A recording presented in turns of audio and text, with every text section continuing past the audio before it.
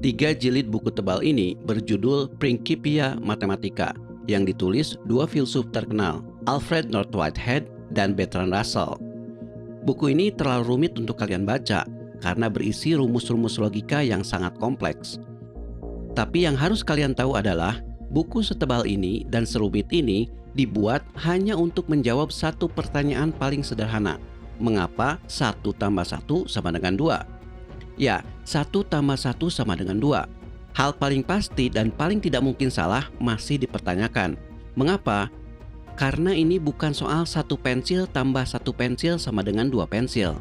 Ini soal mengapa angka itu sendiri ada di kepala kalian. Dan mengapa kalian bisa membuat pernyataan 1 tambah 1 sama dengan 2. Kalau kalian sebut itu kebenaran, dari mana kebenaran itu berasal? Kalau itu dari logika, bisakah logika membuktikan seluruh kebenaran matematika? No system of axioms you're going to write are going to ever capture all the truths of mathematics. This is not the number 4. This is the Arabic numeral written on a piece of glass. The Euclidean geometry is necessarily true. How could such a claim be proved?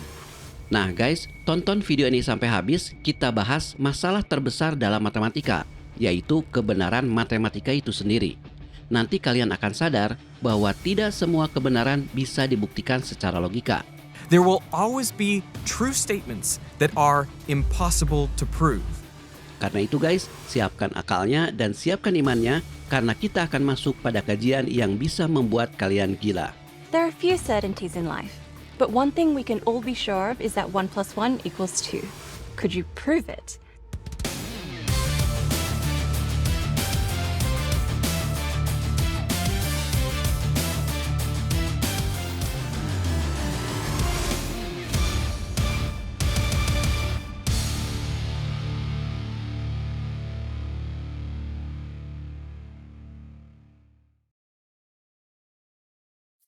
Geometry, the study of space, might seem to be the best understood of all mathematical subjects.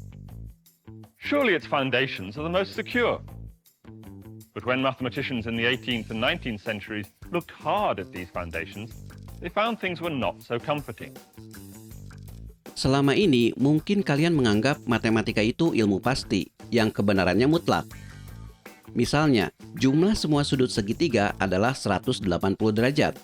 Tidak ada yang bisa menyangkal kebenaran itu, karena bagaimanapun bentuk segitiga, tetap jumlah sudutnya 180 derajat.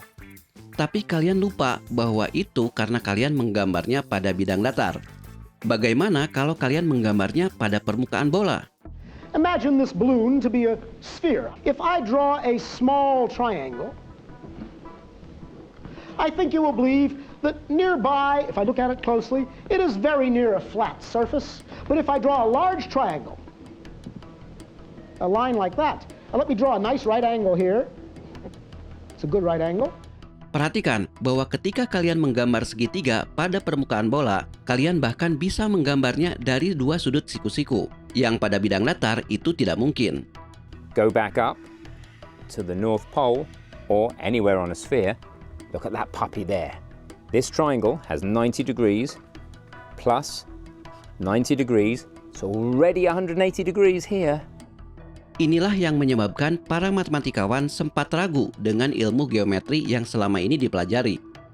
Perlu kalian tahu bahwa ilmu geometri yang kalian pelajari di sekolah berasal dari orang ini, Euclid, matematikawan Yunani yang hidup 500 tahun sebelum Masehi.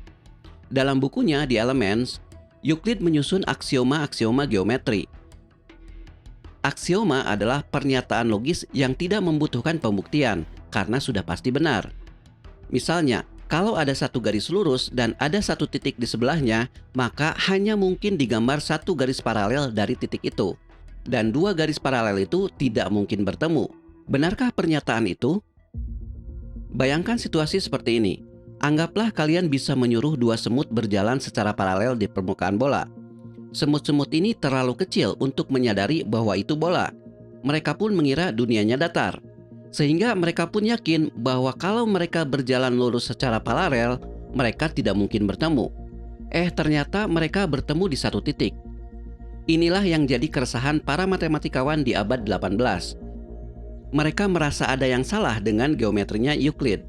Karena tidak semua aksioma Euclid berlaku kalau kita mengubah asumsinya bahwa bisa saja dunia ini tidak dibangun dalam geometri bidang datar. Well, I submit, if they're 90 degrees here pretty close and 90 degrees here pretty close, I've used up the 180, there must be something to assign to that triangle. Of course, you know very well, the theorems of Euclid simply do not apply. Karena itulah, para matematikawan di abad 18 merumuskan geometri baru yang disebut geometri non-Euclid, yaitu geometri yang asumsinya bukan bidang datar tapi melengkung. Berkat geometri non-Euclid inilah, Einstein bisa merumuskan teori relativitasnya dan menemukan bahwa gravitasi bukanlah gaya, melainkan melengkungnya ruang dan waktu. It's going to curve space-time even more, so watch this. It really looks like a planet going around a star. Dari situ pun fisika dan astronomi berkembang. Ditemukanlah Big Bang, black hole, pengembangan alam semesta, materi gelap, dan seterusnya.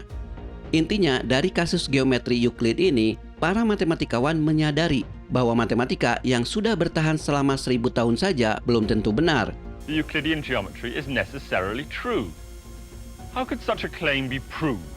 3 mathematicians independently showed that actually you can dispose of that axiom altogether and you can develop new mathematics, one that can be described on a surface curved like a saddle, one on a surface like a sphere, and so on, in which this axiom doesn't hold true at all.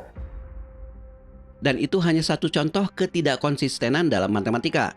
Masih banyak contoh lainnya. Misalnya ditemukannya bilangan irasional. Dulu dianggap semua bilangan adalah rasional. Artinya semua bilangan bisa dipecah ke dalam rasio 2 bilangan. Because the number 1.25 can be written as 5/4. The decimals are going to stop, like this 1.25, it stops. These can always be written as a fraction, and so they're all rational. Tapi nyatanya ada bilangan yang tidak rasional. Seperti ketika kalian membagi keliling lingkaran dengan diameternya, yang kita sebut pi itu. Angka di belakang koma tidak pernah berhenti dan tidak ada polanya. 1,000,000 digits of pi. It begins at the beginning. 3.141592653589793238462 and so on. It contains the first 1,000,000 digits of pi. Maka disebutlah bilangan-bilangan tersebut bilangan irasional. Contoh lainnya adalah ditemukannya kalkulus. Tentu kalian tahu bahwa dalam matematika haram membagi apapun dengan nol karena tidak ada definisinya. Tapi gara-gara Newton harus merumuskan gerak dengan sangat presisi, dia harus membagi jarak dengan waktu yang sangat pendek, kalau bisa nol. Tapi karena tidak boleh membagi dengan nol, terpaksa dia membuat konsep limit menuju nol. Tidak nol, tapi hampir nol.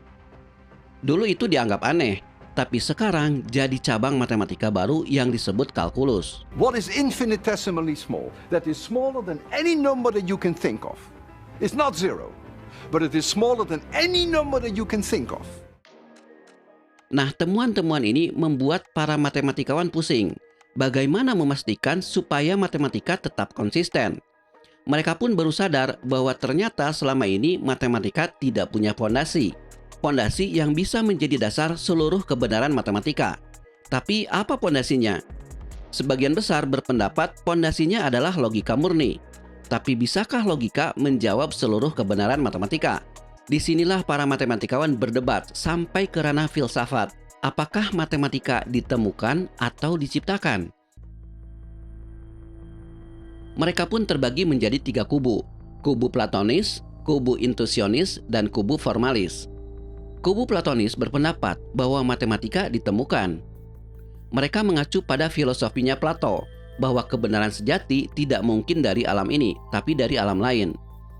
Sementara kubu Intuitionis berpendapat, matematika tidak ditemukan, tapi diciptakan oleh pikiran kita sendiri. Sedangkan kubu Formalis berpendapat lain lagi, matematika tidak ditemukan, tidak juga diciptakan dalam pikiran. Matematika hanyalah permainan simbol di atas kertas. There is a long-standing dispute in mathematics, isn't there, between one body of people who think that mathematical knowledge is something that's, so to speak, inherent in the structure of the world, and we derive it from the world by experience and observation, and another body of mathematical thought that says, no, mathematics is a creation of the human mind, which we then try to impose on reality. Nah, tiga kubu ini berdebat sampai hal paling mendasar, yaitu soal angka. Coba, menurut kalian apa itu angka? Apakah ini angka 3? Bukan, itu hanya simbol angka 3, bukan 3 itu sendiri. Apakah ini angka 3? Bukan, itu jari. Nah, maksudnya adalah angka ada di pikiran kita dan kita mengerti itu. Tapi sulit menjelaskan angka tanpa simbol atau tanpa benda yang kita hitung. Sementara kita tahu angka bukanlah simbol atau benda yang dimaksud. Maka sulit memahamkan angka pada anak usia dini, karena di kepala mereka hanya ada banyak atau sedikit, besar atau kecil. This is not the number 4. This is the Arabic numeral written on a piece of glass. Atau jangan-jangan anak kecil lah yang benar. Yang ada sebenarnya hanyalah besar atau kecil. Karena menurut Georg Cantor, seorang matematikawan Jerman, angka sebenarnya adalah himpunan. Himpunan adalah koleksi apapun yang ada di pikiran manusia, entah itu nyata atau tidak. Misalnya, himpunan hewan mamalia, himpunan baju merah, himpunan motor metik, dan sebagainya. Poinnya bukan pada apa isi himpunannya, tapi poinnya adalah ketika kalian memikirkan angka, sebenarnya kalian sedang membandingkan besarnya himpunan yang satu dengan himpunan yang lain. Caranya adalah dengan memasangkan anggotanya satu-satu. Kalau kalian pasangkan satu-satu dan semuanya habis tak bersisa, maka dua himpunan tersebut sama besarnya. Tapi ketika kalian pasangkan satu-satu dan ada yang bersisa di salah satunya, maka yang satu itu lebih besar daripada yang lain.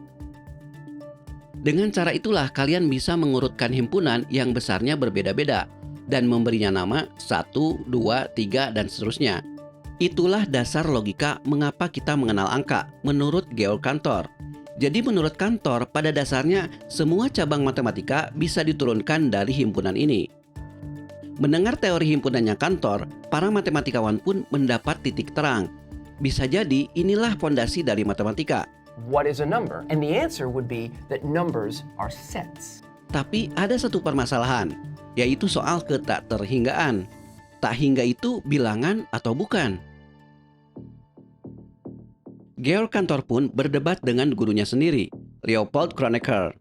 Cantor adalah seorang Platonis. Menurutnya, tak hingga adalah bilangan.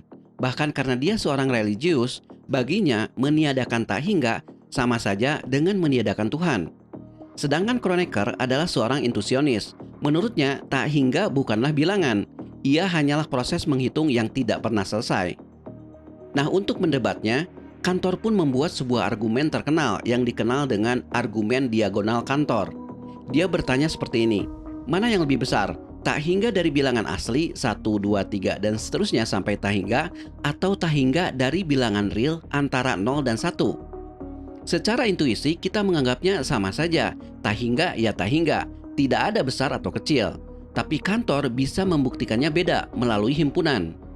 Dia menjelaskannya seperti ini. Bayangkan kalian bisa mendaftarkan semua bilangan asli dari 1 sampai tak hingga dalam sebuah himpunan. Lalu kalian daftarkan semua bilangan real antara 0 dan 1 dalam himpunan yang lain. Tidak peduli apakah kalian mengurutkannya atau acak. Yang penting anggap kalian bisa mendaftarkan seluruhnya. Cantor bilang, seandainya tak hingga bilangan asli dan bilangan real itu sama, harusnya kalian bisa memasangkannya semuanya satu-satu. Masalahnya, kalian tetap bisa membuat lagi bilangan real antara 0 dan 1. Caranya adalah tambahkan saja angka 1 setelah 0, secara diagonal. Maka itu pun bilangan real antara 0 dan 1. Tapi tidak ada di daftar yang sudah kalian pasangkan. Artinya, tak hingga bilangan real lebih besar dari tak hingga bilangan asli. Maka menurut Cantor, tak hingga itu ada dua. Tak hingga yang bisa dihitung dan tak hingga yang tidak bisa dihitung. Nah, argumen Cantor ini ditentang habis-habisan oleh kaum intuisionis. Bahkan Kronecker menyebut Cantor sebagai dukun karena dianggap bawa-bawa metafisika dalam matematika. Tapi bagaimanapun, bagi sebagian besar matematikawan, teori himpunannya Cantor berguna untuk memecahkan pondasi matematika. Karena dengan himpunan, struktur matematika jadi jelas. Tapi di sini muncul masalah lagi. Bertrand Russell, seorang filsuf Inggris, menemukan cacat dalam logika himpunannya Cantor. Russell bertanya seperti ini. Bagaimana dengan himpunan yang beranggotakan semua himpunan tapi tidak termasuk dirinya sendiri? Apakah himpunan tersebut anggota dari dirinya sendiri? Nah, pertanyaan ini menimbulkan paradoks. Mengapa? Perhatikan kalimatnya. Himpunan yang beranggotakan semua himpunan. Perlu kalian tahu bahwa sebuah himpunan bisa berada di dalam himpunan yang lain. Misalnya, himpunan motor Honda bisa ada di dalam semua himpunan motor. Tapi sebuah himpunan juga bisa beranggotakan dirinya sendiri. Misalnya, himpunan dari semua hal yang bukan motor. Otomatis, himpunan itu sendiri harus masuk sebagai anggotanya, karena himpunan itu sendiri bukan motor. Nah, yang Russell pertanyakan adalah himpunan dari semua himpunan, tapi tidak termasuk dirinya sendiri. Apakah himpunan tersebut adalah anggota dari dirinya sendiri? Coba pikirkan. Di satu sisi, himpunan itu sendiri harus masuk sebagai anggota karena dia adalah himpunan. Tapi di sisi lain, tidak boleh masuk sebagai anggota karena definisinya melarangnya. Disitulah paradoksnya. Russell menganalogikannya seperti tukang cukur. Bayangkan di sebuah desa hanya ada satu tukang cukur. Si tukang cukur itu mempunyai aturan yang aneh bahwa dia hanya mencukur semua orang yang tidak mencukur dirinya sendiri. Pertanyaannya, apakah si tukang cukur mencukur dirinya sendiri? Kalau dia mencukur dirinya sendiri, tidak sah karena aturannya begitu.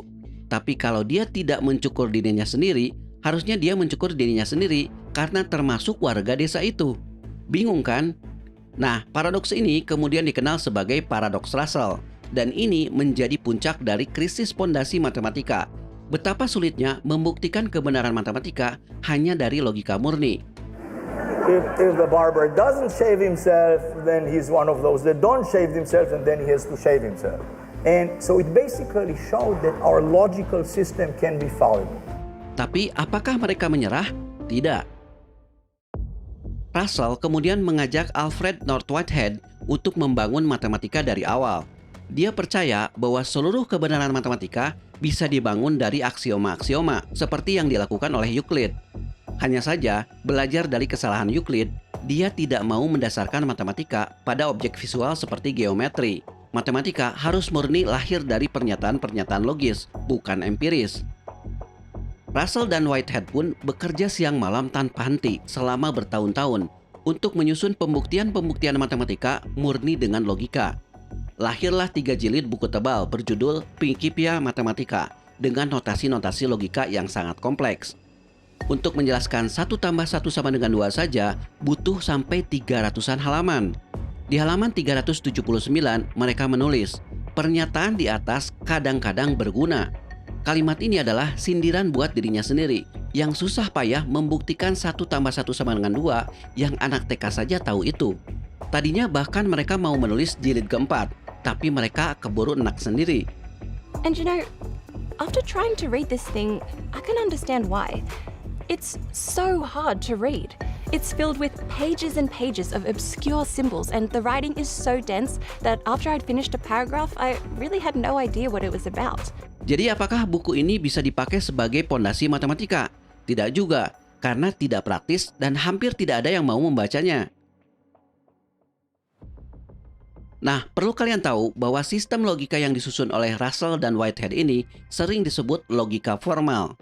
Logika formal artinya aturan logika yang disusun secara formal atau baku berdasarkan asumsi-asumsi atau aksioma-aksioma yang dalam dunia komputer disebut algoritma. Analoginya seperti catur. Catur aturan permainannya baku. Kuda harus berjalan seperti ini, menteri harus berjalan seperti itu, dan seterusnya. Nah, orang yang sangat mengandalkan logika semacam ini disebut formalis. Mereka percaya bahwa matematika pun sebetulnya hanya berisi aturan-aturan baku semacam ini. She actually used this analogy of chess. It's like I give you the rules of chess, we play chess. I change the rules, we play a different game. So basically, formalists say, write down the axioms, give me what there is. Nah, tokoh formalis yang paling terkenal saat itu adalah David Hilbert. Dia pun yakin bahwa seluruh kebenaran matematika bisa dijelaskan hanya dengan logika formal atau algoritma. Dalam sebuah pidato, dia menyebutkan ada 20 problem matematika yang tidak terpecahkan, dan dia yakin logika formal bisa memecahkannya. Dengan pedenya, Hilbert mengatakan, We must know, we will know. Kita harus tahu, kita pasti tahu. Sampai itu tertulis di batu nisannya ketika dia meninggal. Namun impian Hilbert harus hancur gara-gara satu orang, yaitu Kurt Gödel.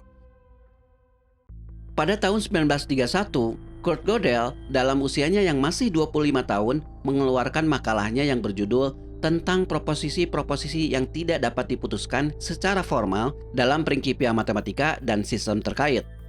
Intinya dalam tulisannya ini, Gödel ingin menunjukkan bahwa upaya memformalkan matematika seperti yang ditulis dalam Principia Mathematica atau semacamnya itu percuma, dan Gödel punya bukti.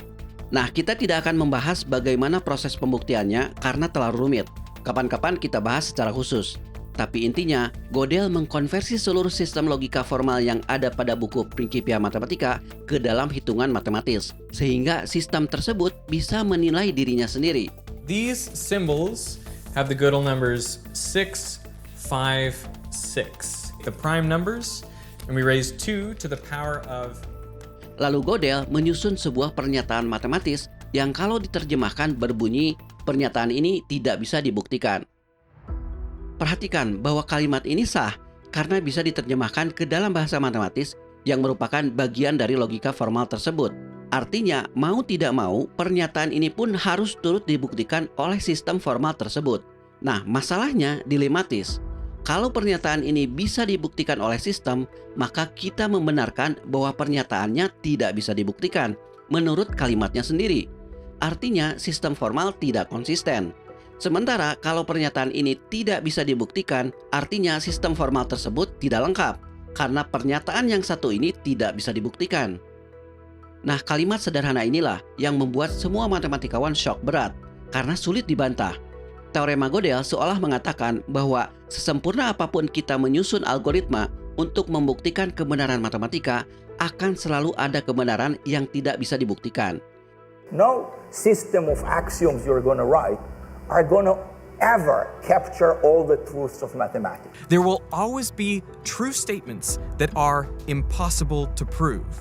Menurut Gödel, selama ini matematikawan dan para ahli logika terjebak dengan istilah kebenaran dan pembuktian. Seolah itu dua hal yang sama, padahal berbeda. Pembuktian hanya berbicara masalah-masalah teknis atau mekanis. Sementara kebenaran itu sesuatu yang lain, yang tidak bisa ditangkap oleh hal-hal teknis semacam itu. Karena itu, sesempurna apapun manusia menciptakan algoritma atau mesin cerdas untuk menentukan benar dan salah, tetap tidak akan bisa menggambarkan kebenaran yang seutuhnya. Karena kebenaran hanya bisa ditangkap oleh kesadaran. You see, that's the whole point about the Gödel theorem. Now, knowing why they're true, well, what does it mean? Well, it means you understand them. What does understand mean? You've got to be conscious of them.